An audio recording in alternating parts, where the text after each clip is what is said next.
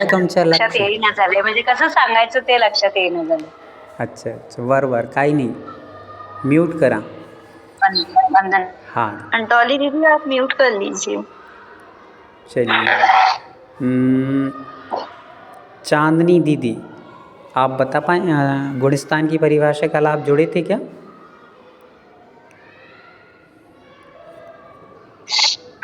जुड़ी तो नहीं थी भैया जी, फीवर हो रहा है मेरे, लेकिन मैं बता देती हूँ। मोह और योग के निमित्त से होने वाले आत्मा के तारतम्य अवस्था विशेष को गुणस्थान कहते हैं। बहुत बढ़िया। मोह और योग के निमित्त से होने वाले आत्मा के परिणामों में जो उतार चढ़ाव होता है उसे गुणस्थान कहते हैं। बहुत सुंदर। चलिए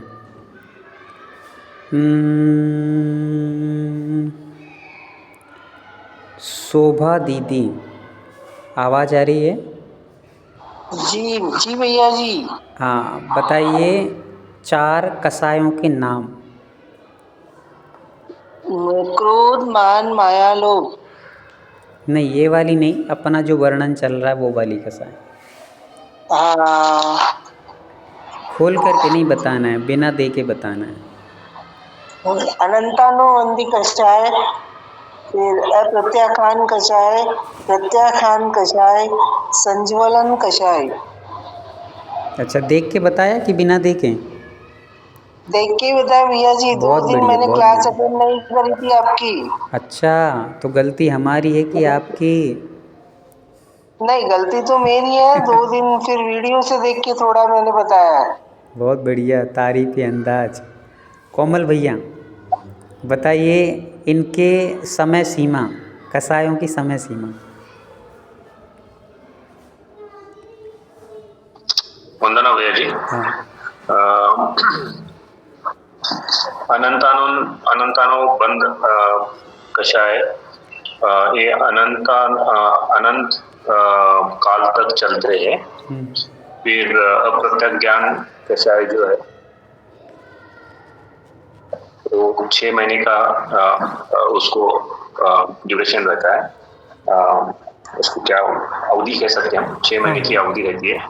उसके बाद प्रत्यक्ष ज्ञान कषाय जो है वो 15 दिन की अवधि रहती है। और लास्ट के संजुलन कषाय जो है वो सिर्फ अंतर्मोह तक ही चलता है। बहुत सुंदर बहुत अच्छा बहुत अच्छा। चलिए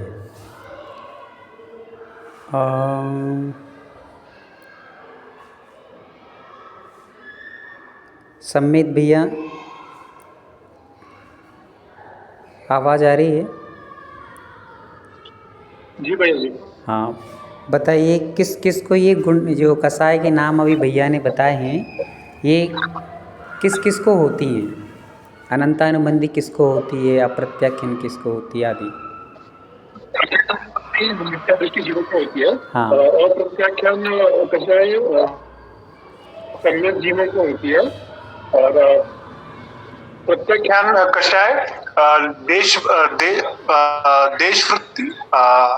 देशवृत्ति लोगों को होती है, जो दूसरे प्रतिमा से लेके शुल्क धारी जो होते हैं उन्हें होती है।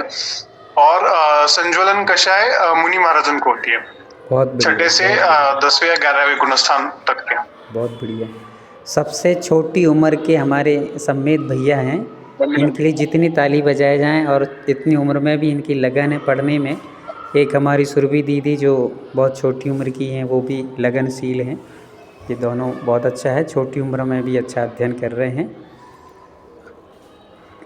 अगला अपन समझते हैं अपन लोगों ने लगभग गुणस्थानों की परिभाषा समझ ली, किसको होता है ये भी अभी बता दिए भैया ने। फिर कोमल भैया ने बताया कि कितने समय तक ये कषायें चलती हैं। फिर उसके बाद अपन लोगों ने कषायों के नाम भी समझ लिए हैं। अब जैसे कल दीदी बता रही थी, रेणु दीदी, कि ये जो कषाय हैं ये कषाय अपने नाम के साथ ही सब कुछ व्याख्यान कर देती हैं। जैसे अनंतानुबंधी, तो अनंत का बंद कराने वाली, जिस कषाय के साथ अनंत काल तक कर्म बन जाते हैं उसको अनंतानुबंधी है ना। अभी लिखिए मत, आपने लिख लिया उसको रहने दीजिए। और अप्रत्याख्यान, इसको समझ लीजिए ध्यान से। आ और प्रत्याख्यान दो शब्दों के मेल से अप्रत्याख्यान शब्द बना है। आ मतलब नहीं, अप्रत्याख्यान में जो आ शब्द दिया है वो निषेधवाचक है, नहीं का प्रतीक है। और प्रत्याख्यान मतलब त्याग। अप्रत्याख्यान, आ प्लस प्रत्याख्यान इज इक्वल टू अप्रत्याख्यान। तो जहाँ पर पापों का न पूर्ण रूप से त्याग होता है, ना ही एक देश रूप त्याग होता है, उसे कहते हैं अप्रत्याख्यान कसाय। जहाँ पर पापों का न पूर्ण रूप से त्याग होता है, ना एक देश त्याग होता है,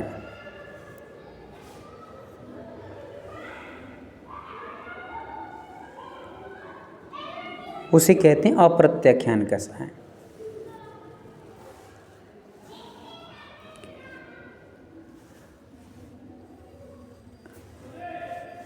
लिख लिया?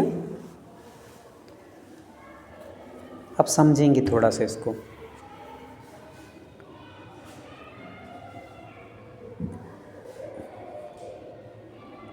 अप्रत्याख्यान, अपन ने कहा कि जहाँ पर न महाव्रतों मतलब पूर्ण रूप से पापों का भी त्याग नहीं है और एक देश व्रत भी त्याग नहीं है, तो इसका अर्थ ये है कि जिसके पास ये कसाय होगी, कौन सी कसाय? अप्रत्याख्यान कसाय, तो वह व्यक्ति न पूर्ण महाव्रती बनने में सक्षम हो सकता है और न वह क्षुल्लक एलक प्रतिमाधारी बनने में सक्षम हो सकता है। क्यों नहीं हो सकता? क्योंकि ये जो कसाय है वो कसाय पापों का त्याग नहीं करने देती। ऐसे भाव नहीं बन पाते व्यक्ति के इस कसाय के कारण से कि मैं पापों का त्याग कर दूं। तो मान के चलिए कि जैसे बैठे हुए हैं बहुत सारे लोग, तो उनका अपन सब जितने लोग बैठे हैं, आप लोग बैठे हैं, तो ना एक देश पापों का त्याग है और ना हमारा पूर्ण रूप से पापों का त्याग है।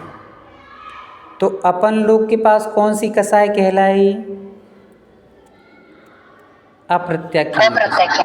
ठीक है, ऐसे समझ के चलना है कि हमारा ना पूर्ण रूप से पापों का त्याग है। पाप मतलब हिंसा, झूठ, चोरी, कुशी, परिग्रह, ये 5 पापों का ना तो हमने पूर्णतः त्याग किया है और ना हमने आधे रूप में किया है, एक देश जिसे हम कहते हैं।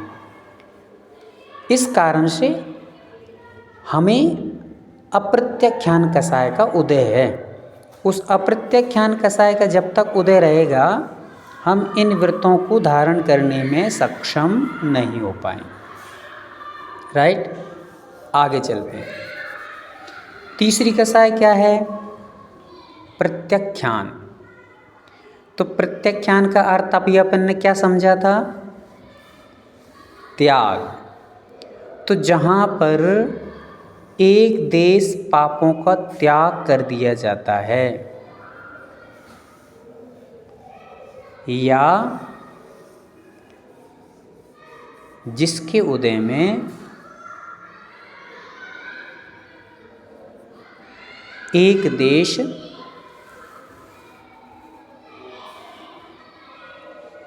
पापों के त्याग करने की भावना उत्पन्न हो जाती है,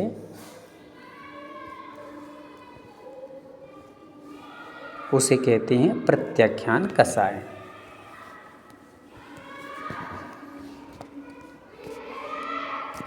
भैया जी। जी दीदी।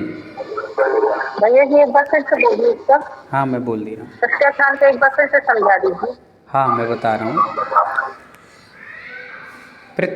प्रत्याख्यान मतलब जिसके उदय से एक देश पापों के त्याग करने की भावना उत्पन्न हो जाती है। उसे कहते हैं प्रत्याख्यान कसाय।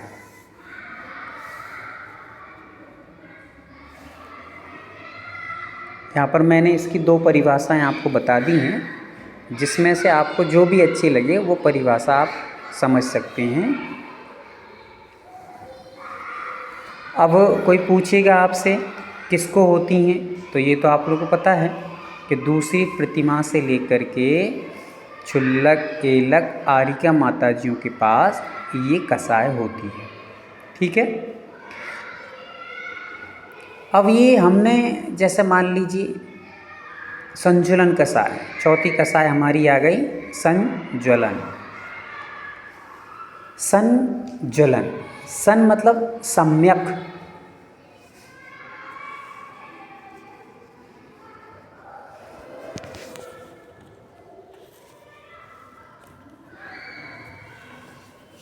ज्वलन मतलब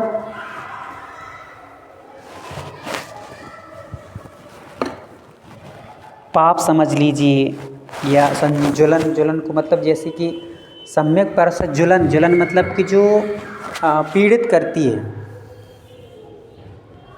जो कसाय सम्यक रूप से मतलब थोड़े थोड़े रूप में उदय आकर के यथाख्यात चारित्र का घात करती है, उसे संज्वलन कसाय कहते हैं।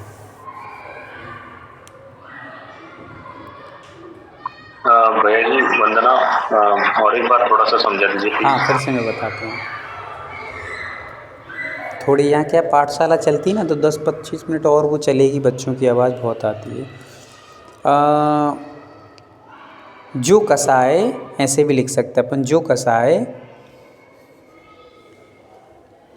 यथाख्यात चारित्र का घात करती है उसे संज्वलन कसाय कहते हैं।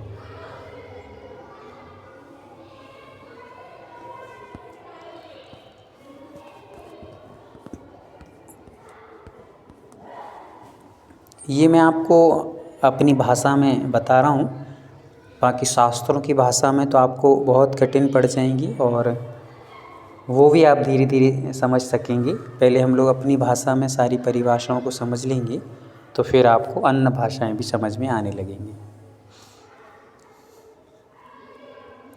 ये अपनी गुणस्थान की भूमिका बन रही है और धीरे धीरे ये सारी चीज़ें समझ आ जाएंगी तो आगे के गुणस्थान आपको अनायास समझ में आ जाएंगे। चलिए, तो अब अपन समझते हैं, अपने गुणस्थानों पर आते हैं अपन लोग। इस 4 कसायों में से किसी कोई डाउट तो नहीं रहा? अनंतानुबंधी मतलब वंदना भैयाजी, वंदना भैयाजी, गुणस्थान का परत एकदा म्हणजे त्याचं हे सांग, व्याख्या सांगा की हाँ तुमच्या शब्दात। जी, मोहे और योग के निमित्त से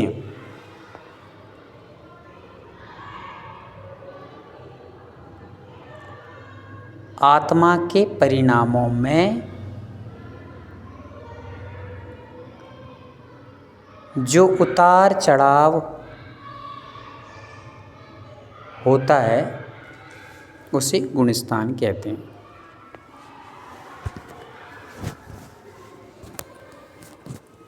पहला गुणस्थान है मिथ्यात्व। बोल लीजिए, अंदर अंदर बोल लीजिए, कौन सा है पहला गुणस्थान? मिथ्यात्व। मिथ्यात्व। म्यूट नहीं खोलना है आपको, म्यूट ही रहना है, अंदर बोलना है खुद ब खुद अपने आप में। पहला गुणस्थान है मिथ्यात्व। अब आप थोड़ी देर के लिए हाथ जोड़ लीजिए और पेन कॉपी रख लीजिए, क्योंकि हम लोग गुणस्थानों के नाम याद करेंगे। पहला गुणस्थान है मिथ्यात्व। कौन सा है बोल लीजिए? मिथ्यात्व। सबको याद करना है, अभी आपको सुनाना है। पहला गुणस्थान है मिथ्यात्व। दूसरा है सासादन। बोल लीजिए फिर से, सासादन। बड़ा सा, फिर बड़ा सा, फिर दा और ना, सासादन। ये 2 गुणस्थान हुए। पहला है मिथ्यात्व, दूसरा है सासादन। तीसरा गुणस्थान है मिश्र। चाहे तो आप एक बार लिख लीजिए, कोई दिक्कत नहीं है। तीसरा गुणस्थान है मिश्र। चौथा गुणस्थान है अविरत सम्यक दृष्टि।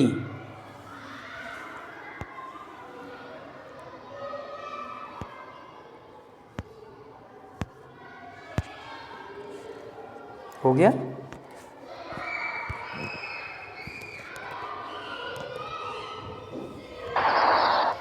चौथा है अविरत ये चीज सम्यक। क्या बोली? चौथा वापस से बताएं। हाँ, चौथा बता रहे हैं, अविरत सम्यक दृष्टि। अविरत सम्यक दृष्टि।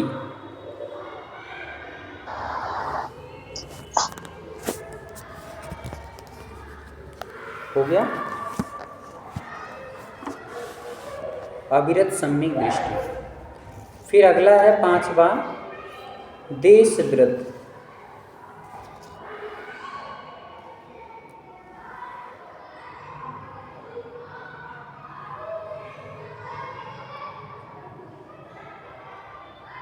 हो गया। चलिए, छठवा है प्रमत्त संयक। भैया जी वंदना, ये तो अभी जो बताया वो छठवा था। नहीं नहीं, पांचवा था वो। देश व्रत था जो, वो पांचवा था। भैया जी देश व्रत है कि द्वेष व्रत है? देश, देश जैसे अपन देश लिखते हैं ना, अच्छा। मेरा देश, हाँ वो देश व्रत।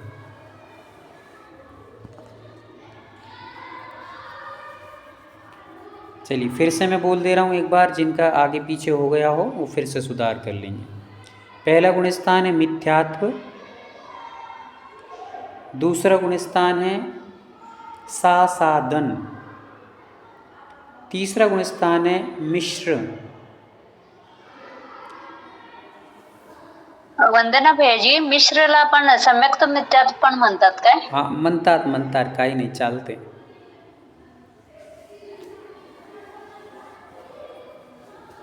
मिश्र का दूसरा नाम है सम्यक मिथ्यात्व।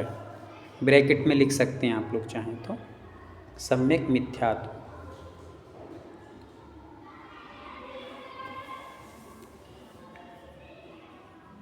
पांचवा गुणस्थान, चौथा गुणस्थान है अविरत सम्यक दृष्टि। अविरत सम्यक दृष्टि। फिर पांचवा देश व्रत।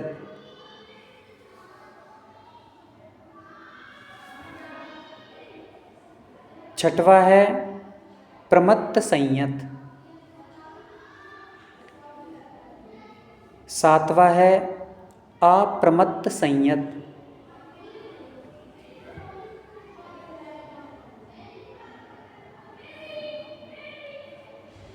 सातवा हो गया। आठवा है अपूर्व करण। अपूर्व करण। समझ में नहीं आए तो आप लोग पुनः पूछ सकते हैं, पर एग्जैक्टली सही लिखना है आपको। वंदना भैया जी, हाँ, प्रमत्त विरत कहते हैं क्या?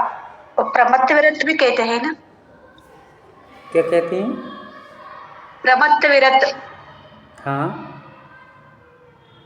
प्रमत्त विरत अप्रमत्त विरत भी कहते हैं ना? हाँ, छठवा है प्रमत्त व्रत और सातवा है अप्रमत्त व्रत। संयत भी बोलते हैं, व्रत भी बोलते हैं, दोनों एक ही शब्द हैं, कोई दिक्कत नहीं। प्रमत्त संयत भी लिख सकते हैं या प्रमत्त व्रत भी ले सकते हैं, और अप्रमत्त संयत भी लिख सकते हैं, अप्रमत्त व्रत भी ले सकते हैं। संयत और व्रत एक ही शब्द हैं, पर्यायवाची नाम। चलिए, आठवा हो गया अपूर्वकरण। नौवा है अनिवृत्तिकरण। अनिवृत्तिकरण।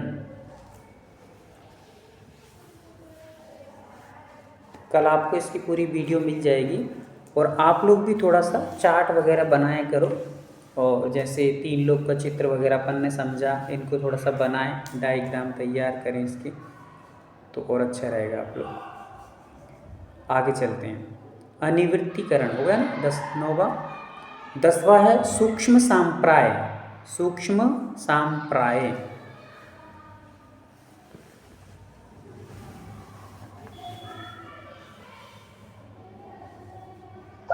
बोलिए 10वें नंबर का। 10वां है सूक्ष्म सांप्राय। सूक्ष्म सांप्राय।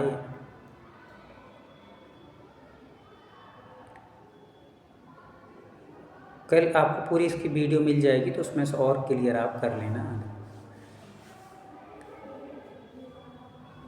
11वां नंबर का है उपशांत कसाय।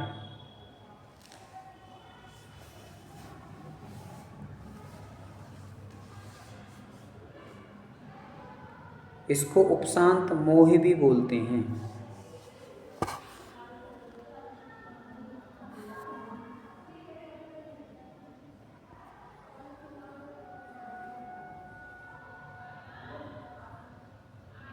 भैया जी एक जिज्ञासा थी। जी कल आपने बोला था कि सिर्फ 10 ही गुणस्थान रहते हैं। नहीं नहीं, ये नहीं बोला। ये बोला था कि कसाय 10वें गुणस्थान रचना तक रहती है। कसाय 10वें गुणस्थान तक रहती है। गुणस्थान तो 14 होते हैं, पर कसाय जो रहती है वो 10वें गुणस्थान तक रहती है। 10 के आगे कसाय नहीं रहती। 11वें में रहती है, मानी जाती है, पर वो बहुत सूक्ष्म कसाय रहती है। बाकी 12, 13, 14 में कोई कसाय नहीं रहती। धीरे धीरे समझ में आ जाएगा, कोई दिक्कत नहीं है। चलिए, हो गया। 11वें का नाम लिख लिया, उपशांत कसाय या उपशांत मोह, एक ही बात है। 12वें का नाम है क्षीण मोह या क्षीण कसाय, एक ही बात है। क्षीण कसाय लिख लीजिए या क्षीण मोह लिख लीजिए। क्षीण, क्षीण अपन कहते हैं ना, क्षीण हो गया। अभी एक एक की परिभाषा विशेषण समझेंगे तो आपको और डिटेल में अच्छे से समझ में आ जाएगा। क्षीण कसाय या क्षीण मोह दोनों एकार्थवाची नाम है। 13वां गुणस्थान है सहयोगी केवली, सहयोग केवली।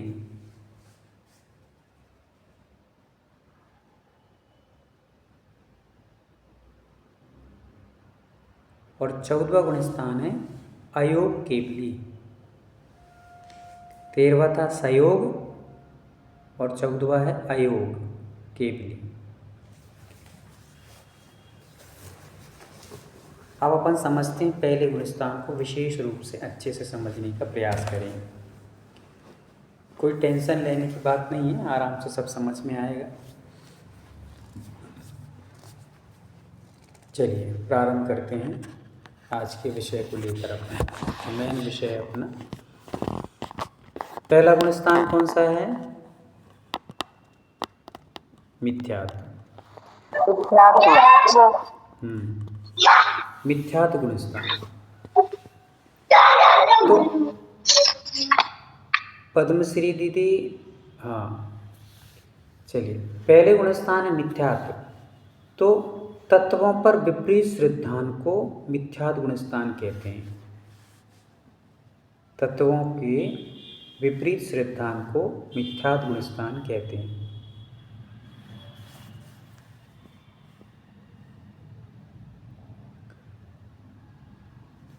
हमें जो तत्वों के प्रति विपरीत श्रद्धान हो जाता है, मतलब सही सही श्रद्धान नहीं होता, विपरीत श्रद्धान हो जाता है, उल्टा श्रद्धान हो जाता है, तो उसको अपन लोग क्या जानना चाहिए? मिथ्यात्व गुणस्थान जानना चाहिए।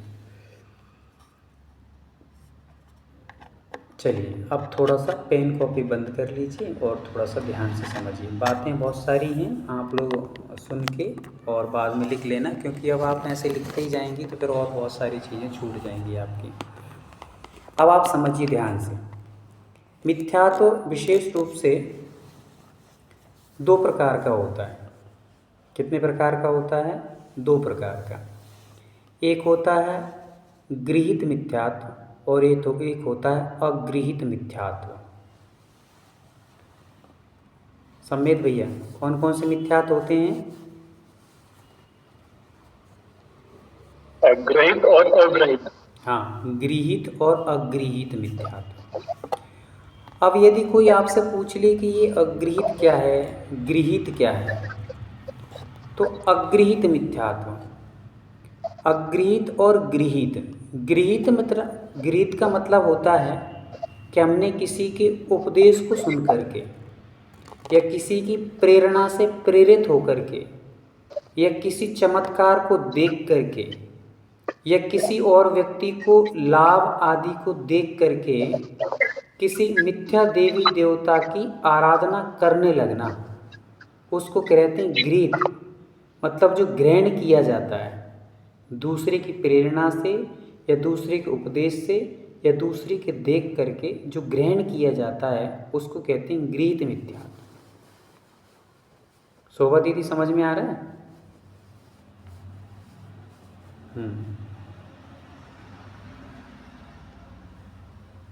चलिए इसको और डिटेल में थोड़ा सा मैं बता देता हूँ आपको। जैसे मान लीजिए कि आपके पेट में दर्द हुआ या सिर में दर्द हुआ और काफ़ी समय तक बना हुआ है, ठीक ही नहीं हो रहा है। अब आपने किसी से बताया और किसी व्यक्ति ने सुनकर के आपसे कहा कि वहाँ पर एक तांत्रिक रहते हैं या एक झाड़ा पोंछा करने वाले रहते हैं। झाड़ा पोंछा समझते हैं ना आप लोग, झाड़ने वाले, मांत्रिक मंत्र से जो झाड़ लेते हैं वो रहते हैं, उनके पास चले जाइए और वहाँ जा कर के आप वो जैसा कहें वैसा कर लेना। आपके पेट को या सिर को, या पीलिया हो जाता है किसी को, पीलिया को क्या बोलते हैं समझते हैं आप लोग? पीलिया जिसमें पूरा शरीर पीलिया हो जाता है, काविड़।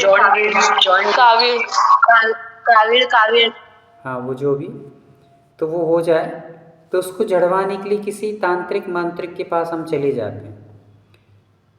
किसी की प्रेरणा से हम उसके पास पहुंच गए, तो ये प्रेरणा से हम किसी के पास जा रहे हैं और वहाँ जाकर यदि सामने वाले ने कहा कि आप एक काम करिए, ये हमारे देवता हैं, इनको आप श्रीफल लाइए चढ़ा दीजिए, थोड़े ये चीज़ें भी लाइए, ये भी चढ़ा दीजिए और इनको नमस्कार कीजिए और इनकी एक डेली जाप कर लीजिए, आपका काम हो जाएगा। तो आप पहले से नहीं जानते थे उनको कि ये क्या करते हैं, कैसे करते हैं, पर आप दूसरे की प्रेरणा से प्रेरित होकर के आपने क्या ग्रहण कर लिया? मिथ्यात्व को ग्रहण कर लिया। ये कहलाता है गृहीत मिथ्यात्व। मान के चलिए कि घर में बहू आई और सास के यहाँ पर या पति के घर में किसी देवी देवता की आराधना की जाती है। अब वो बहू तो बेचारी कुछ जानती नहीं थी ये सब चीज़ें, क्योंकि उसको सम्यक की आराधना करती थी, बचपन से उसने सच्चे देव सास गुरु की आराधना की है, वीतराग भगवान की आराधना की है। पर अब सास के घर में आई या पति के घर में आई, वहाँ पर उससे कहा गया कि बेटा अब ये हाथ लगाओ। हाथ लगा समझती हैं? हल्दी लगा करके हाथे लगवाए जाते हैं दीवारों पर। फिर कई जगह पर इन देवी देवता की ये जल चढ़ा दो या तेल चढ़ा दो या चूड़ी चढ़ा दो या चंदे क्या बोलते हैं वो अपना पहनाने वाला, जो भी कहते हैं क्या बोलते हैं उसको, चद्दर आदि चढ़ा दो उन पे कुछ भी। तो ये सारी चीज़ें उन्होंने कहा और बहू ने मान लिया, स्वीकार कर लिया। तो सास की प्रेरणा से उसको मिथ्यात्व ग्रहण कर लिया। किसकी प्रेरणा से? सास की प्रेरणा से। ऐसा हो जाता है। बेचारी कई सम्यक दृष्टि होती हैं, नहीं जानती इन चीज़ों को, पर सास मिथ्यात्व में थी तो वो तो मिथ्यात्व में जा ही रही थी, पर बेचारी बहू को भी उसने धकेल दिया कि हम जहाँ जाएंगे वहीं साथ साथ में आपको चलना है, जन्म जन्म का साथ है हमारा तुम्हारा, तो हम नरक में जाएंगे तो तुम्हें भी नाथ नरक में साथ चलना पड़ेगा, क्योंकि साथ फेरे लेकर के हमारे बेटे के साथ तुम आ गई हो, तब साथ साथ में ही रहना है। सुन रहे कि सो रहे हो आप लोग, है ना? ऐसा होता है। तो ये ऐसी प्रेरणा से हम लोग कितने लोगों को ज़िंदगी विचारों की खराब कर देते हैं, जबकि होना ये चाहिए। आपको बता दूं, कदाचित हमारे घर में कोई देवी देवता पूजता है और घर में बहू आई, तो उस बहू को आप यदि वास्तव में सच्चे श्रद्धान वाले हैं, कदाचित आप भय, आशा, लोभ, स्नेह, वयासासने लोभाच्य को देवागम लिंगी नाम प्रणमामम विनयम चेव न कुरु सुदृष्टया। शुद्ध सम्यक दृष्टि जीव भय, आशा, लोभ और स्नेह के वशीभूत होकर किसी भी देवी देवता के पास झुकता नहीं है, प्रणाम नहीं करता, विनय नहीं करता। ऐसा कौन कह रहे हैं? आचार्य भगवान श्री समंत्रभद्र स्वामी जी रत्न कंडक श्रावकाचार में कहते हैं। अब यदि सम्यक दृष्टि आप नहीं हैं और आपको ये ज्ञात हो गया है कि सच्चे देव शास्त्रगुरु की आराधना करना चाहिए, पर हम इतने समय से पूजते आ रहे हैं, डर के कारण हम छोड़ नहीं पा रहे हैं, तो कम से कम जो नया घर में अतिथि आया है, कोई बहू आई है, उसको तो आप ये कह सकते हैं कि बेटा हम तो इस चीज़ में फंसे हैं पर आप इस चीज़ में मत फंसना, तो कम से कम आगे आने वाली पीढ़ी बच जाएगी। क्या बच जाएगी? पीढ़ी बच जाएगी। अन्यथा आपने बहू को मिथ्यात्व में लगा दिया, अब बहू आने वाली बहू को मिथ्यात्व में लगाएगी, अपने बच्चों को मिथ्यात्व में लगाएगी, फिर ये क्रम से परंपरा न जाने कितने समय तक, कितने वर्षों कितने जन्म तक जो भी आएगा सब मिथ्यात्व के धरातल में चले जाएंगे। तो जितने लोग आपकी प्रेरणा से मिथ्यात्व में जुड़ेंगे, उतना सबका पाप छठवां भाग आपके ही सिर पे आने वाला है। इसलिए हमारा पाप तो हमें लग रहा है कम से कम चलो दूसरों को बचा लोगे, तो वो धर्म की जो आराधना करेंगे, सम्यक की जो आराधना करेंगे, आगामी काल में उनकी इस पुण्य के प्रताप से आपको भी छठवां भाग पुण्य का जाएगा और आगे चल के आपकी उत्तम गति, सदगति, सदमति मिलेगी और आपको आगे सम्यक की योग्यता के योग्य सारे साधन मिल सकेंगे। ये समझ के चलो।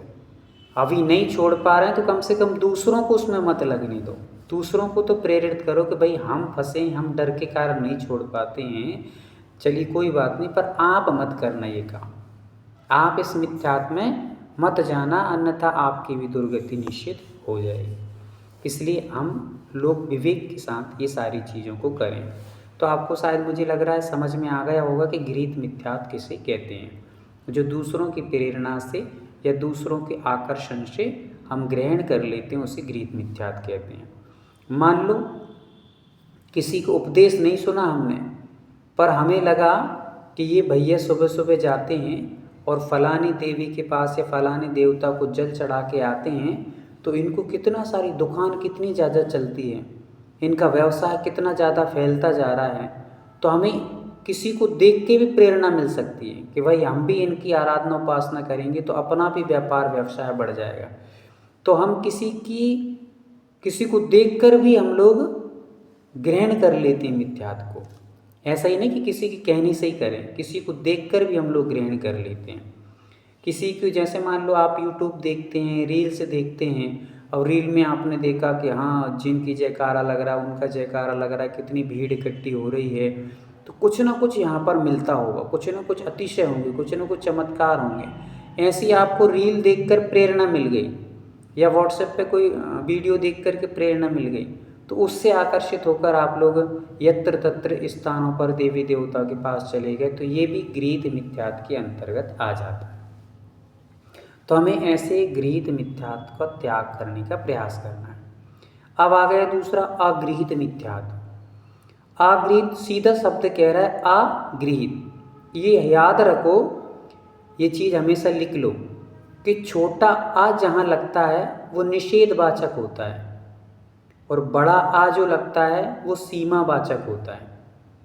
तो इसमें क्या लिख गया अपन ने अभी समझा गृहीत, अब गृहीत में आ लगा दिया, तो आ मतलब नहीं और गृहीत मतलब ग्रहण करना। जो बिना ग्रहण किए मिथ्यात्व आता है हमारे पास, उसको अगृहीत मिथ्यात्व कहते हैं। जो बिना किसी की प्रेरणा से, बिना किसी के उपदेश से हमारे पास स्वभाव से उत्पन्न हो जाता है, उसको हम कहते हैं अगृहीत मिथ्यात्व।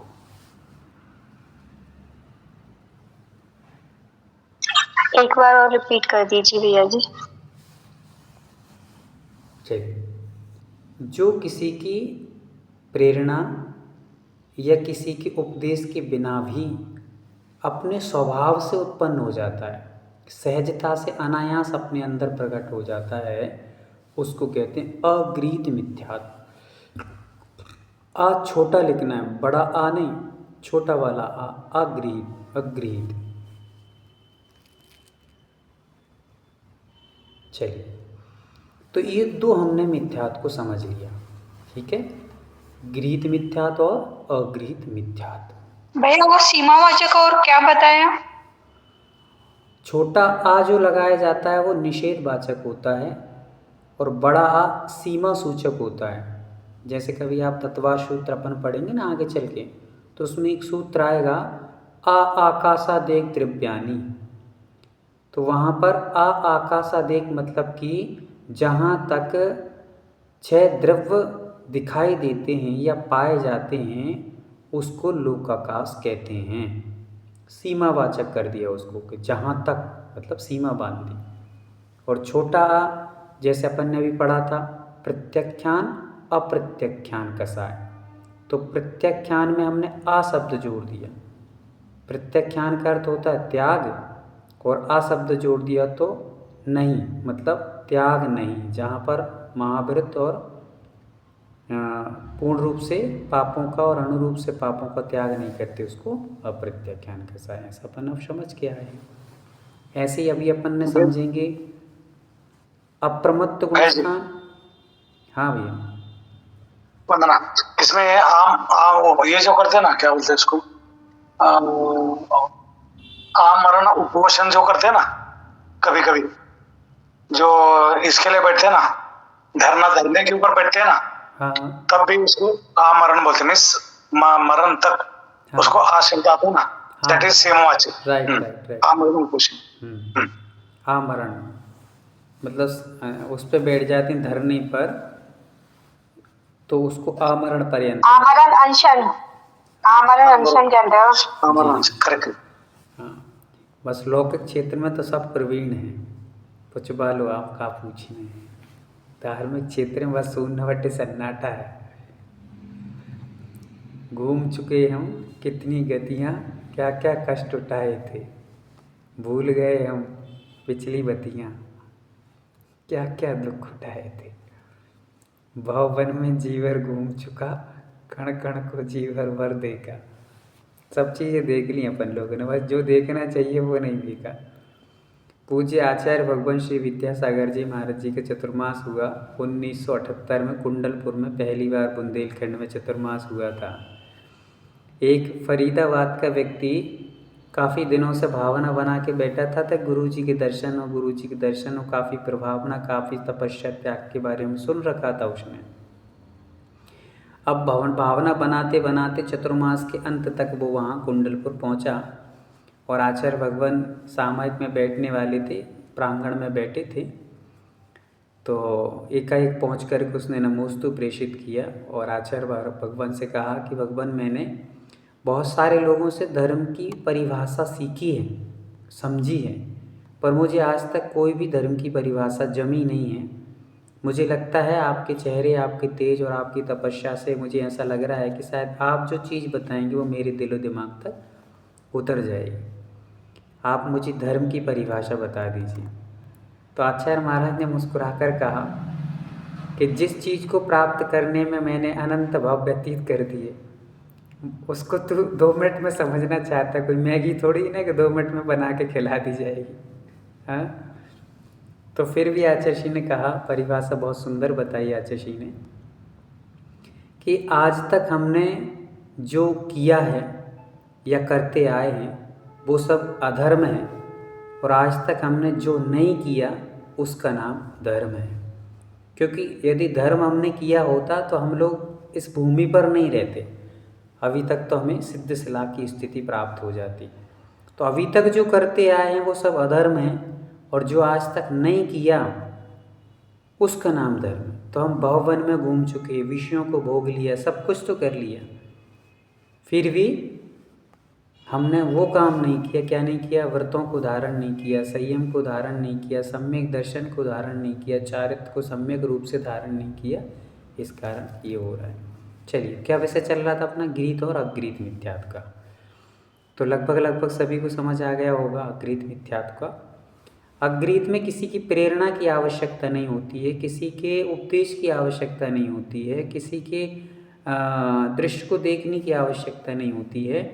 ये पुराने संस्कार जो हमारे पूर्व जन्म के संस्कार हैं मिथ्यात्व के, उस संस्कार के वशीभूत होकर के हमारे अंदर मिथ्यात्व सहजता से उत्पन्न हो जाता है।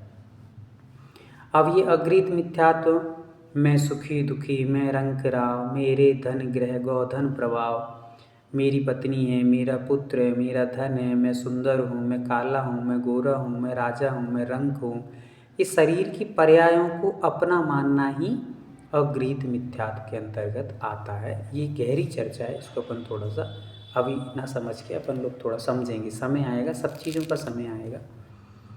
आगे चलते हैं।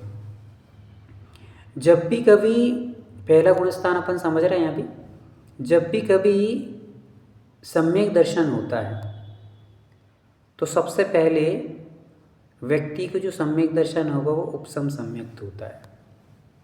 अभी इसको लिखना नहीं है, आप समझ के बस चलना है। और कोई भी, जैसे हम लोग निगोद से बात प्रारंभ करते हैं, निगोद में जो जीव रहता है वो निकल के आता है और फिर त्रिस्पर्याय प्राप्त करके सम्यक दर्शन को प्राप्त करने की योग्यता हासिल करता है। तो जो नरक है, निगोद है, निगोद से व्यक्ति की यात्रा प्रारंभ होती है। हम सब जीव अपनी यात्रा का प्रारंभ कहाँ से किए हैं? निगोद से। निगोद हमारा जन्मसिद्ध जन्मभूमि है। क्या है हमारी जन्मभूमि? क्या है हमारी? निगोद। वहीं से सब निकले हैं, वहाँ से निकल कर के यात्रा प्रारंभ होती है और फिर हम लोग संसार के और भी गतियों में भ्रमण करते हैं।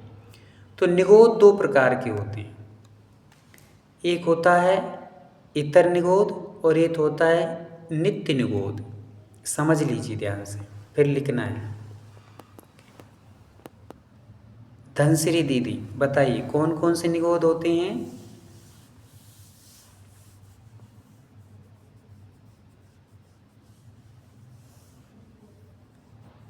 हाँ, अनीता दीदी बताइए। इतर निगोद, नित्य निगोद। इतर निगोद, नित्य निगोद। तो अच्छा अनीता दीदी, अब ये बताइए कि पहले नित्य निगोद आता है कि पहले इतर निगोद आता है? इतर निगोद और नित्य निगोद। नहीं, पहले कौन सा आ जाता है?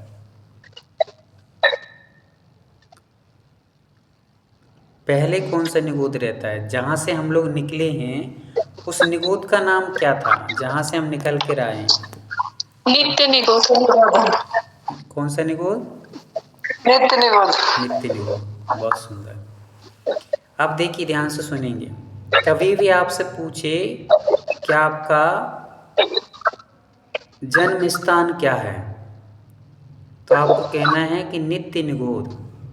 क्या कहना है? आपका वर्त फ्लेश क्या है, तो आप कहना है नित्य निगोद। अब ध्यान से समझिए, नित्य निगोद जो 7 नरकों के नीचे, कहाँ पर? 7 नरकों के नीचे 1 लाख योजन का, एक राजू में, सॉरी, एक राजू में एक कलकला नाम की पृथ्वी है। कौन सी पृथ्वी है? कलकला। जिनका भी अनम्यूट हो वो म्यूट कर लें और ध्यान से समझें। बहुत ही अच्छी चीज़ें हम लोग समझने यहाँ बैठे हैं, क्योंकि हम ये भी नहीं जानते कि कहाँ से निकले हैं, कैसे निकले हैं, किस प्रकार से निकले हैं। ये सारी चीज़ें अपन लोग समझेंगे। एक एक चीज़ बहुत सरलता से, सहजता से। और आपको नहीं आए तो 1000 बार पूछो, कोई दिक्कत नहीं है, पर समझ के पढ़ना है, चलना है। चलिए, मैं क्या बता रहा था आपको कि निगोद 2 प्रकार का है, नित्य निगोद और इतर निगोद। नित्य निगोद यात्रा प्रारंभ होती है हमारी नित्य निगोद से। ये ध्यान रखना, ये क्वेश्चन बनेंगे आपके आगे कि यात्रा कहाँ से प्रारंभ होती जीव की, तो नित्य निगोद से। नित्य निगोद कहाँ है? तो 7 नरकों के नीचे एक राजू मोटी एक पृथ्वी है जिसका नाम है कलकला पृथ्वी, जिसका दूसरा नाम है कलंकला, जिसको कलकला भी बोलते हैं या इसको कलंकला भी बोलते हैं। दोनों नाम आपको आगम ग्रंथों में मिलेंगे। कितनी मोटी है? तो एक राजू मोटी है। इसमें अनंत अनंत निगोदिया भरे पड़े हैं। ये इनका मूल स्थान है निगोदियों का, वहीं रहते हैं। अब देखना, अनंत काल से प्राणी ऐसे कई जीव हैं जो वहीं पर डले हैं, अभी तक संसार में नहीं आया। संसार मतलब त्रिस्पर्याय को जिन्होंने प्राप्त नहीं की है, स्थावर में ही है, स्थावर में ही है, और बेचारे वहीं तड़पते हैं, मरते हैं। तो उनके बारे में कहते हैं कि एक श्वास में 8-10 बार। हम लोग यहाँ पर एक श्वास लेते हैं, तब तक वे जीव 18 बार जन्म और मरण को प्राप्त कर लेते हैं। सोचो उनकी आयु कितनी बड़ी है। एक श्वास हम यहाँ ले रहे हैं, तब तक वहाँ पर उन्होंने 18 बार जन्म और मरण कर लिया। ये इनकी स्थिति रहती है। अब उस निगोद में 2 प्रकार के जीव हैं।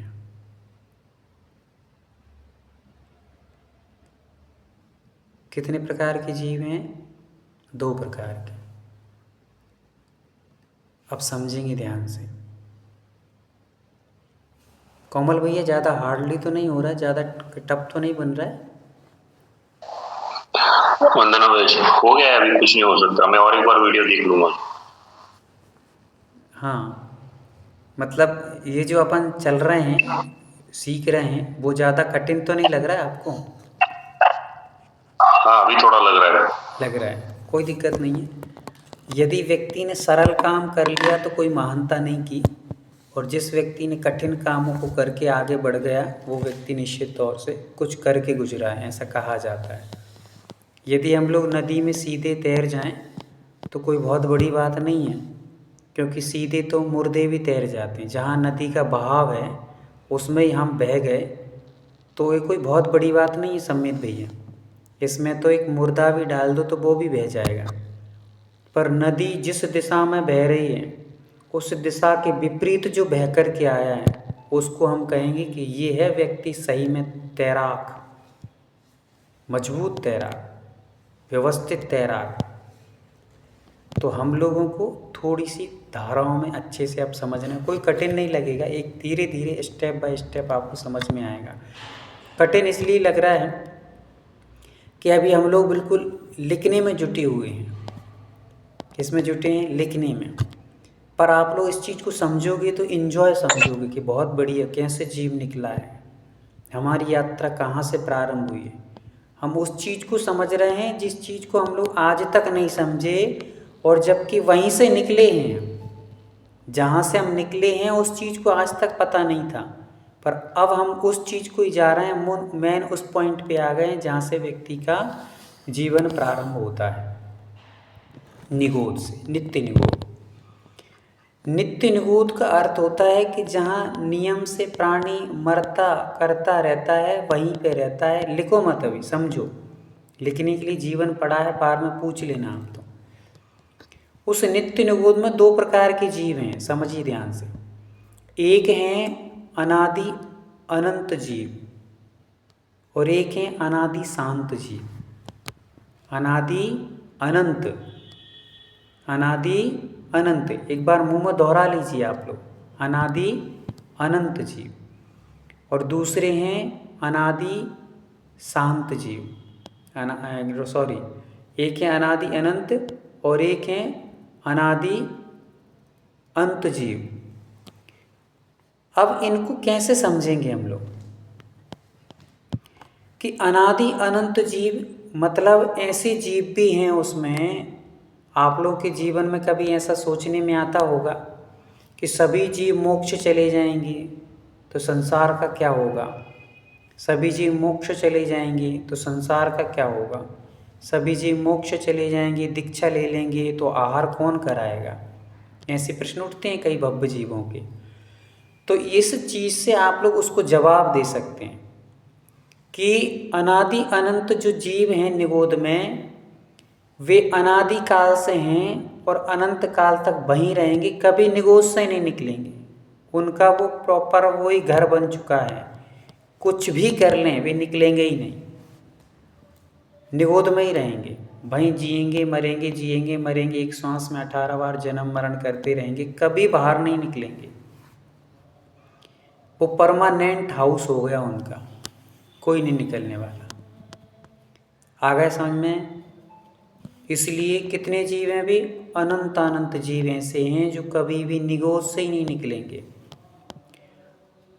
फिर दूसरे जो हैं अनादि, पहले कौन से थे? अनादि अनंत, और दूसरे अनादि शांत जीव। अनादि कौन से नाम बताया था? अंत। बहुत हाँ, अनादि अनंत, अंत, अनादि अंत। तो वे कैसे हैं कि जो अनादिकाल से तो हैं, पर उनका अब ये अंत होने जा रहा है, हो जाएगा, कभी ना कभी उनका अंत होगा, और वे आकर के कहाँ आएंगे? फिर ऊपर की पर्यायों में आ जाएंगे। ऊपर की पर्याय कौन सी होंगी वो अपन समझते हैं अभी धीरे धीरे। तो पहले हम लोग इस निगोद में ही थे भैया, सब लोग कहाँ थे? रतन दीदी कहाँ पे थे? अपन निगोद में ही थे, और वहाँ से हम लोगों ने कोई कसाय की मंदता के परिणाम कुछ हुए अपने, और हम लोग आकर के कोई एक इंद्रिय में पृथ्वी काय बना, जल काय बना, अग्नि काय बना, वायु काय बना, किसी का अच्छा पुरुषार्थ रहा तो वो 2 इंद्रिय बना, 3 इंद्रिय बना, 4 इंद्रिय बना, किसी का और अच्छा रहा तो वो सीधा पंचेंद्रिय बन गया। निगोद से आकर के कुछ भी बन सकते हैं ऊपर, पर कितने समय रह के आए अपन लोग? अनादि अंत, अनादि काल तक रह के आए हैं, फिर हमारा किसी न किसी कारण से अंत हुआ और हम लोग ऊपर आ गए। ठीक है, अब उस निगोद में कभी नहीं जाएंगे, हमने उसको टाटा बाय बाय कह दिया। क्या कह दिया?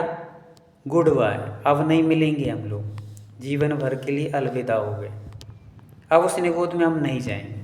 ठीक है, अब आगे समझिए आप लोग कि हम लोग 2 प्रकार के जीवों में से अनादि अनंत नहीं थे, ये सिद्ध हो गया, क्योंकि हम लोग अनंत काल तक वहीं नहीं भटक रहे हैं, हम निकल के आ गए हैं। तो हम कौन से जीव थे?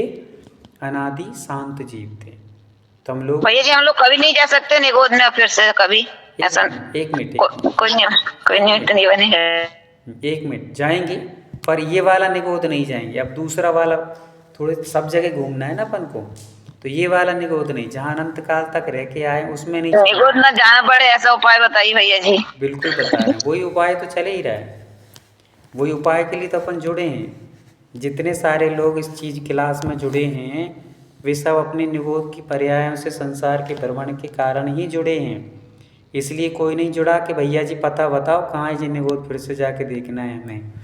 तो ऐसे कोई नहीं जुड़ा है कि नरक का पता बताओ, कैसे सिस्टम है, कैसे फ्लैट रहते हैं वहाँ पर, सिंगल है कि डबल बेज का है, कौन सा वाला है वो हमें देखना है, बुकिंग करवा लें अभी से। इसलिए कोई नहीं जुड़ा है ना। चलिए, तो अब हम निगोद से निकल गए।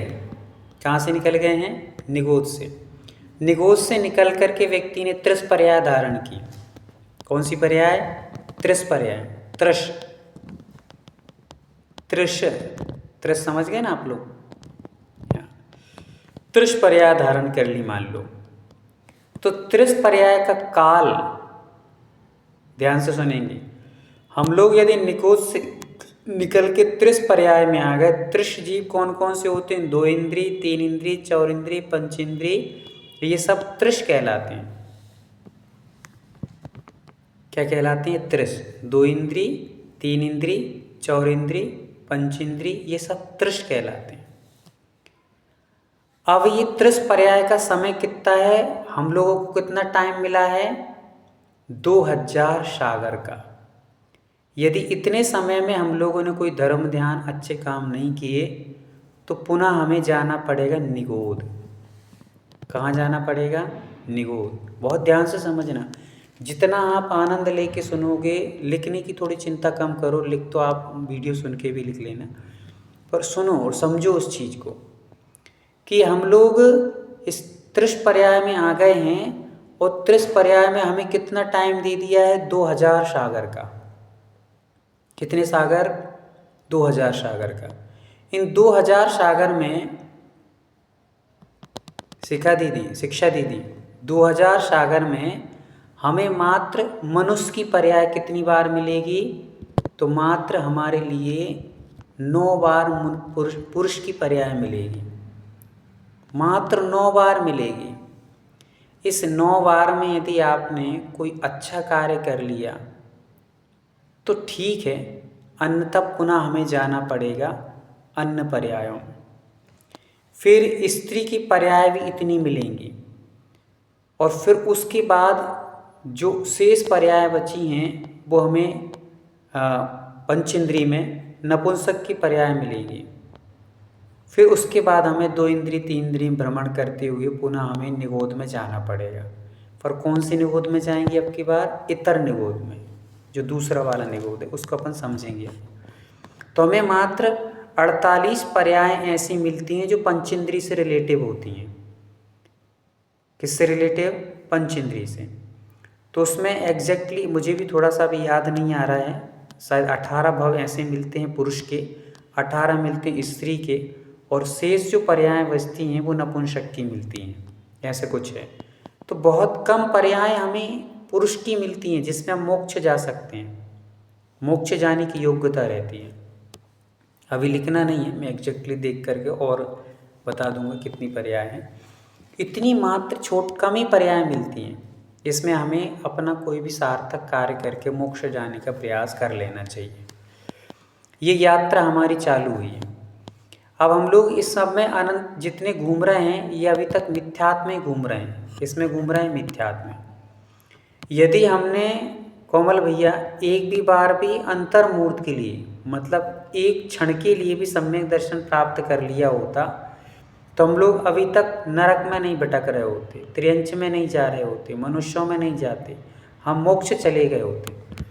अभी तक हमने इसका अर्थ है कि सम्यक दर्शन प्राप्त नहीं किया एक भी बार, इसके कारण हमें संसार भ्रमण करना पड़ रहा है। एक भी बार थोड़े से समय के लिए हम सम्यक दर्शन प्राप्त कर लें तो हमें निगोध, नरक, त्रियंच आदि में ना जा करके हमारा भव भ्रमण मात्र छोटा सा बचेगा और हम मोक्ष जाने की योग्यता हासिल कर लेंगे, टिकट मिल जाएगा। सम्यक दर्शन का अर्थ है कि सामने वाले के पास अब टिकट आ गया, अब वो मोक्ष जाएगा ही।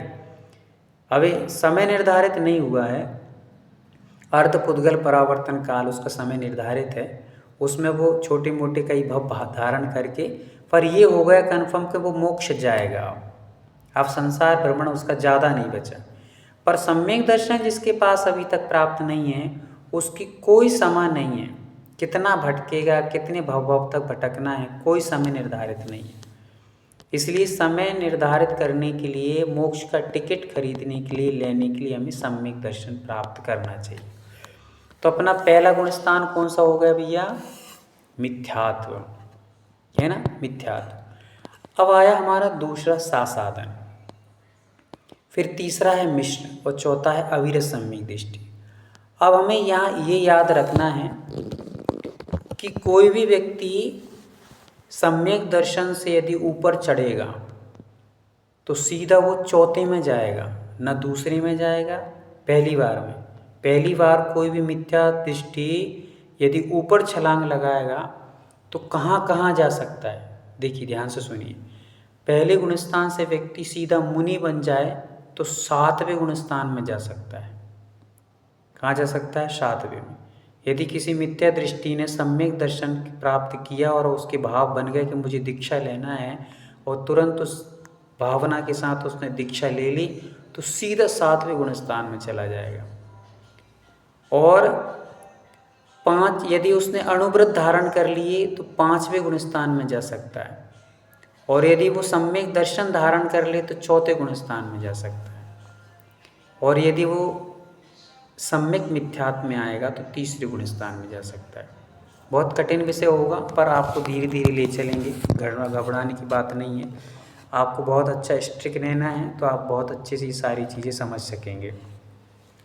अब ये आपने पहला गुण स्थान बस समझ लिया कि मिथ्यात्व में हमें नहीं रहना। विपरीत श्रद्धान कराने वाला ये मिथ्यात्व गुण स्थान है। विपरीत श्रद्धान कराता है, उल्टा श्रद्धान कराता है, हमें सच्चे देव शास्त्र रूप श्रद्धान नहीं रहने देता है, मिथ्या देवी देवताओं के प्रति श्रद्धान बढ़ाता है, हमें चमत्कार को नमस्कार करवाता है।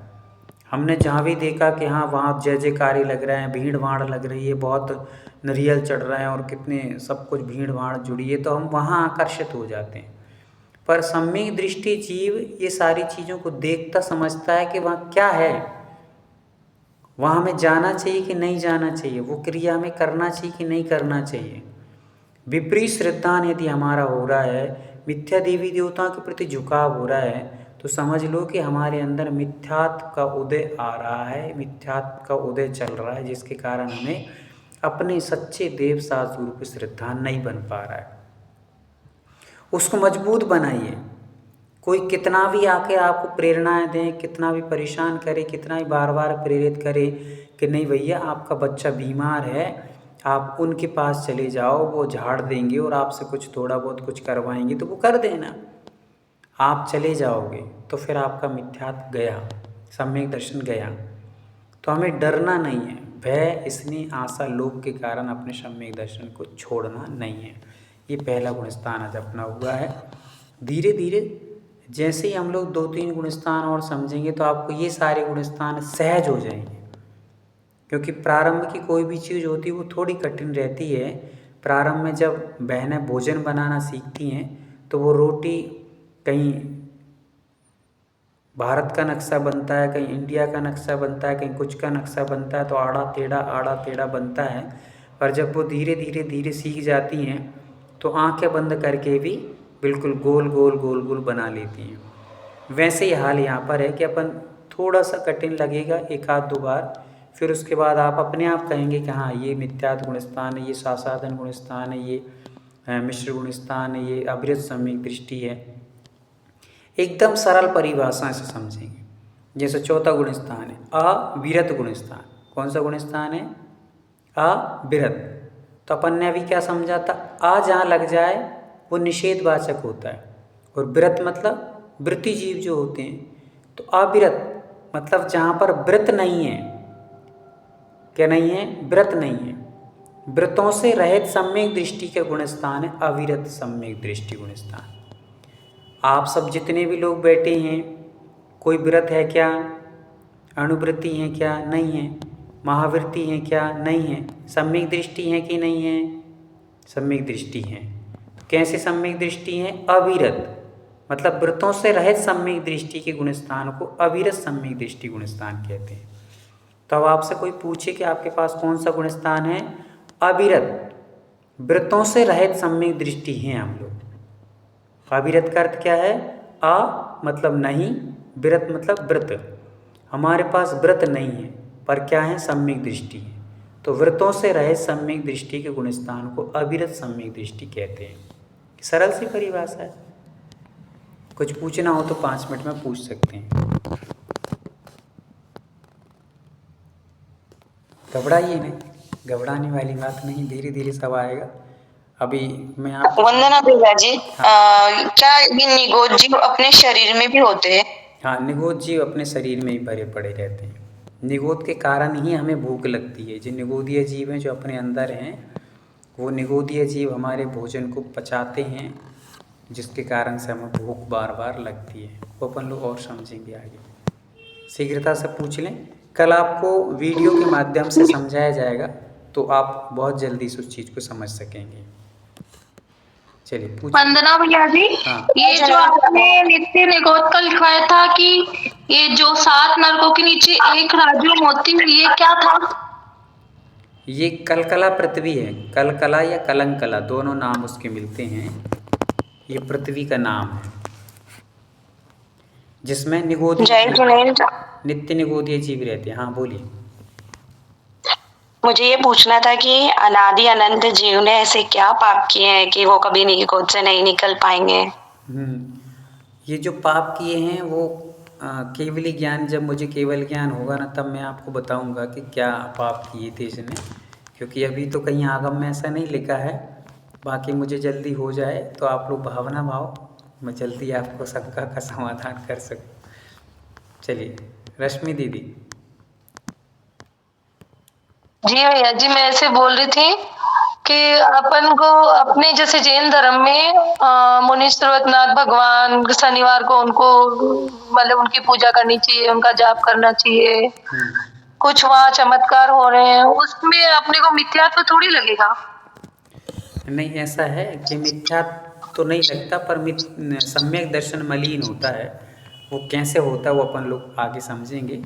सम्यक दर्शन में 3 प्रकार के दोष लगते हैं, चल मल अगाड़, तो वो कैसे लगते हैं वो अपन समझेंगे आगे चल। हाँ कोमल भैया। वंदना भैया जी, आज जो आपने संजुलन का डेफिनेशन बताया है, जो कसाय यथाघात चारित्र घात करते हैं उसे संजुलन कहते हैं, वो कुछ समझ में नहीं आया। हाँ आएगा, धीरे धीरे आएगा, आप बिल्कुल जुड़े रहिए, हिम्मत बना के रखिए। यथा ख्यात का अर्थ होता है यथा और ख्यात, मतलब आत्मा का जो जैसा स्वरूप है उस स्वरूप को नहीं होने देती ये कसाय। मतलब कि हमारा केवल ज्ञान, हमारा आत्मस्वरूप, केवल ज्ञान में हमारी प्योर सोल, हमारी आत्मा एकदम कर्मों से रहित प्योर हो जाती है, उसको प्योर नहीं होने देती है। संजुलन कसाय प्योर नहीं होने देती है, इसमें कुछ ना कुछ कर्मों का मिक्स बना रहता है। तो प्योर सोल कब होगी, हमारी आत्मा एकदम प्योर कब होगी, जब ये संजुलन कसाय भी चली जाएगी, तब हमें वो प्योर स्थिति मिलने वाली है। हाँ पूछिए अस्मिता दीदी। वंदना भैया जी। वंदना भैया जी। हाँ पूछिए। भैया जी मेरे 2 प्रश्न थे। एक अभी रश्मि दीदी ने जैसे पूछा कि शनिवार को सर्वनाथ का, तो ये हर वक्त मतलब सुनने में आता है कि अगर इस ग्रह की शांति करवानी हो तो शांतिनाथ भगवान का पढ़ो, या फिर इस ग्रह की शांति करवानी है तो चंद्र प्रभु भगवान का चालीसा पढ़ो या उनके मंत्र पढ़ो, तो ऐसा क्यों है? और दूसरा मेरा प्रश्न ये है कि अपन जो जाप करते हैं वो 9, 27, 18 इसी संख्या में क्यों करते हैं? बहुत सुंदर। तो मैं आपको बता दूं, थोड़ा सा आप जुड़े रहें तो 9 और 27 या 11 या 7 या 5 या 3 या 1 ऐसी संख्या हमारी विषम संख्या कहते हैं इसको। सम मतलब जहाँ पर आगे पीछे कोई ना हो, बराबर बराबर हिस्से जहाँ पर आते हैं उसको सम कहते हैं, और जिसमें एक काउंट अधिक हो जाती है उसको अपन विषम संख्या कहते हैं। तो विषम संख्या हमारे यहाँ पर इसलिए रखी गई है कि जैसे मान लीजिए 3 का अंक है, कितना अंक है?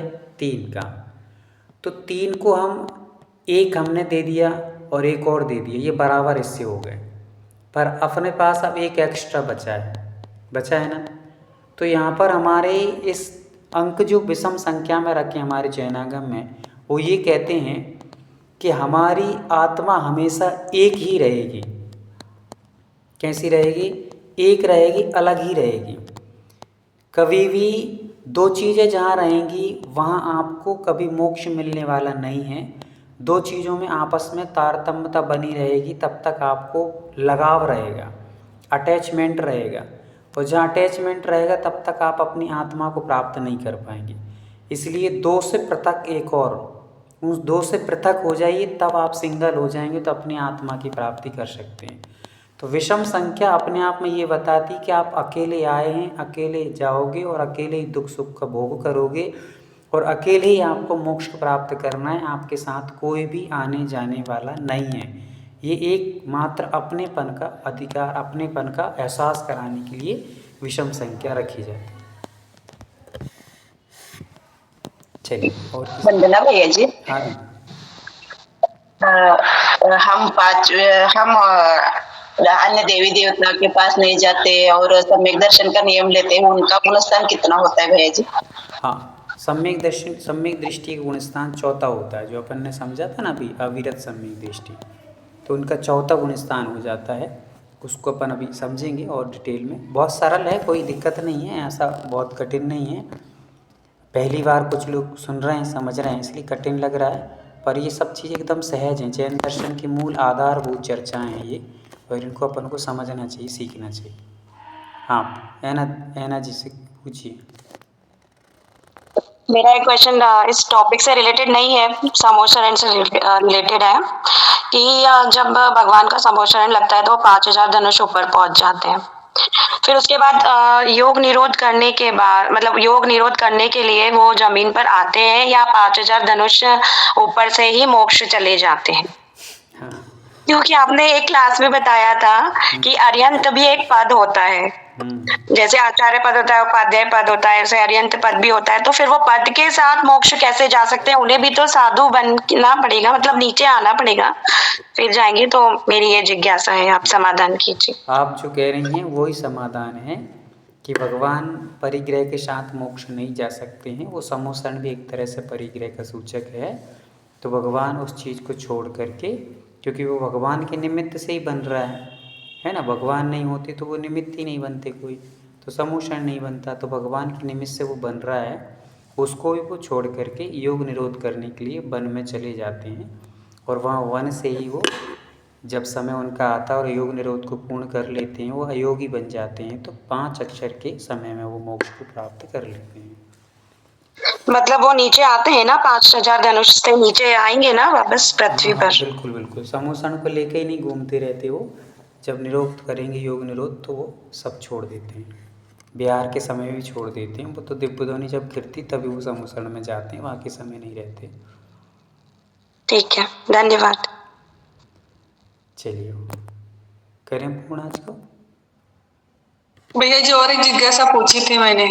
वो वही शनिवार को ये सब ना, इसका ऐसा है कि ऐसा थोड़ा सा हम समझ सकते हैं कि कुछ लोगों ने, कुछ तार्किक लोगों ने, कुछ मार्मिक लोगों ने, कुछ चिंतकों ने इन चीज़ों को ऐड कर दिया है कि शनिवार को इन भगवान की आराधना करने से, हालांकि भगवान सबके गुण एक से ही हैं, किसी भी भगवान में गुण कम ज़्यादा नहीं है। यदि हम लोग मान लो शांतिनाथ की जगह यदि पार्श्वनाथ की आराधना कर लें, या पारसनाथ भगवान की जगह हम लोग कुंथुनाथ जी की आराधना कर लें, तो ऐसा नहीं है कि हमें पाप लग जाएगा या हमारा काम नहीं बनेगा, काम सब हो जाएगा। पर फिर भी कुछ लोगों ने एक तौर से ये कह सकते हैं कि कहीं लोग इधर उधर ना भटकें, इसकी अपेक्षा से लोगों ने इनको जोड़ दिया कि चलो भाई शांतिनाथ जी की बुधवार को कर लो, मुनि सुब्रत जी की आप इसको, इस ग्रह को नष्ट हो जाता, अन्य लोगों में ना चले जाएं, इस उद्देश्य से जोड़ दिया है। बाकी नवग्रह जो पूजा है वो हमें नहीं करना चाहिए, नव देवता कर लेना चाहिए, नवग्रह नहीं करना, क्योंकि उसमें ग्रहों के नाम के साथ भगवान को ऐड करके उस ग्रहों के भी अर्घ्य चढ़ जाते हैं। तो उस अपेक्षा से उसको ना लेके बाकी शनिवार को इनकी करना है, चलो अपने ही भगवान है, कोई दिक्कत नहीं है, करना है। बाकी ये भी एक दोष है कि हम लोग को एग्जैक्टली इस दिन ये कर लेना, इसके ये दिन कर लेना, ये कर लेना। कोई भगवान में गुण ज़्यादा कम ज़्यादा नहीं है। मान लो शांतिनाथ जी शांति के करता हैं, बाकी सब अशांति के करता हैं, और पार्श्वनाथ जी विघ्न हरता हैं, बाकी सब विघ्न करता हैं, ऐसा तो कुछ है नहीं है।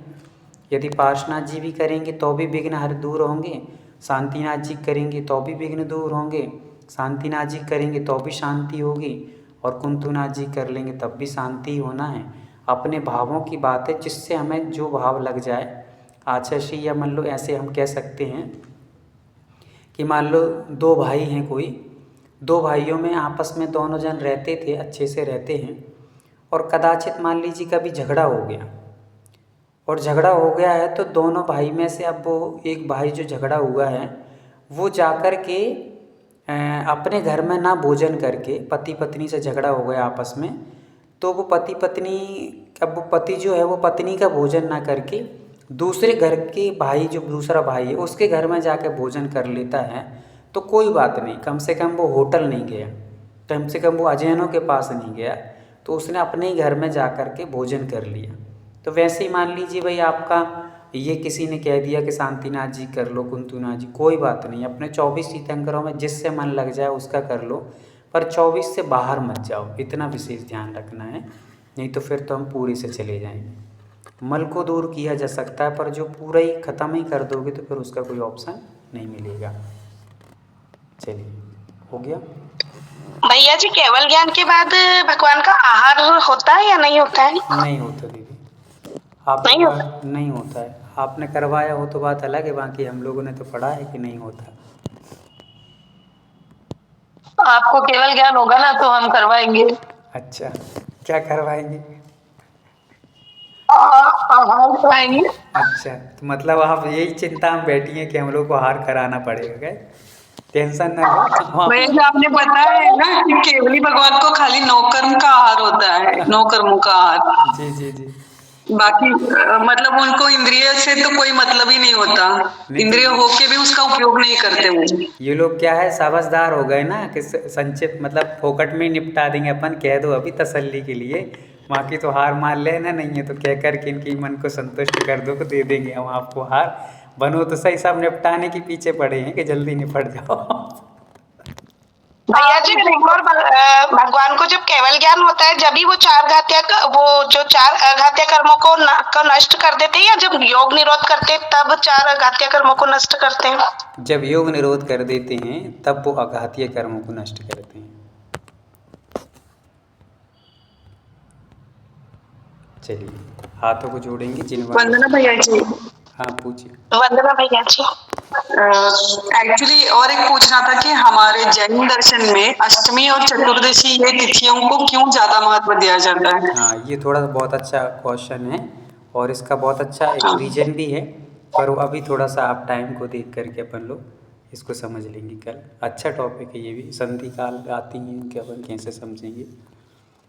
चलिए हाथों को जोड़ेंगे। और कोई नई जिनवाणी स्तुति सुरभि दीदी आप करेंगी क्या? नहीं भैया जी, आज नहीं, कल करूँगी। ठीक है, आज थोड़ी सी नींद आ रही है सुरभि दीदी को, लेट हो गई हैं तो वो नहीं, नींद नहीं आ रही, ऐसा नहीं है। जा वाणी के ज्ञान से सूझे लो कालो, शोवाणी मस्तक नमो सदा देत हूँ धो। हे जिनवाणी भारती माँ तो है जपो दिन रैन, जो तेरी शरणा गए शो पावे सुख चैन। 9 बार नमोकार का स्मरण कर लेंगे सभी लोग।